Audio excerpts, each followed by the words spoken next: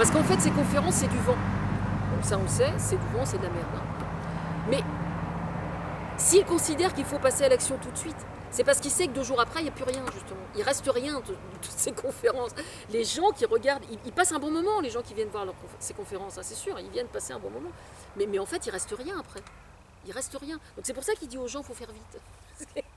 C'est normal, la vapeur, ça s'évapore vite. Hein, voilà. Ensuite, il parle d'un séminaire où il a discuté avec quelqu'un qui remettait son projet à plus tard. Il se fout de sa gueule, bien évidemment.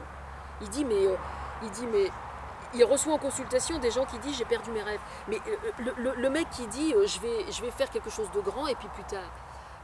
C'est vrai que le fait de dire grand et plus tard, c'est une mauvaise combinaison. Je suis parfaitement d'accord.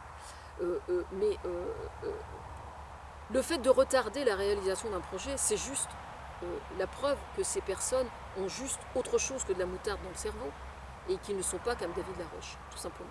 Voilà. C'est ça en fait la vérité. C'est qu'au contraire, pour monter un projet, il faut justement le préparer énormément en amont. Et c'est en le préparant énormément en amont qu'on limite le risque de se casser la gueule. Voilà la vérité. Donc il dit encore une connerie supplémentaire là. Ensuite, il parle d'un séminaire où il a discuté avec quelqu'un qui remettait son projet à plus tard. Donc, voilà. Et il reçoit en consultation des gens qui disent j'ai perdu mes rêves. Ils ont voulu voir grand et ils ont perdu. Alors ensuite, il se contredit complètement en fait. Il dit il faut rêver grand mais il faut agir petit. Et là, il parle de la théorie des 2 minutes, des 2 mm, donc progresser de façon. Bon. Ça, on va dire que c'est bien. Tout n'est pas négatif. Alors moi, en fait, moi je l'interpelle. Parce que ce que je trouve dommage, en fait, c'est que ce mec-là, c'est un mauvais coach. Hein. Je suis désolée, mais c'est vraiment un mauvais coach.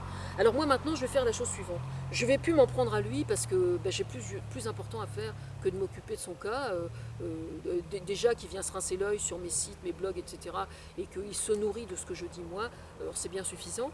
C'est vrai que si je pouvais lui casser les reins en tant que coach, je vous dis franchement, je ne me gênerais absolument pas. Maintenant, sur Internet, vous avez des vidéos d'autres coachs qui sont eux tout à fait valables et qui ne sont pas nécessairement des coachs diplômés d'ailleurs, mais des gens qui ont vraiment, qui proposent des vidéos qui sont tout à fait bien. Donc je vais aller travailler moi sur les autres coachs et je répertorierai sur mon site Internet les coachs qui tiennent la route. Ça m'est déjà arrivé de le faire pour une personne, j'avais juste un petit commentaire à mettre dessous, mais de toute façon ça se voit dès le départ. Quand le coach tient la route ou pas, ça se voit dès le départ. Enfin bref, David Laroche, c'est du flan, et c'est toujours du flan. Voilà. Rien de nouveau sous le soleil.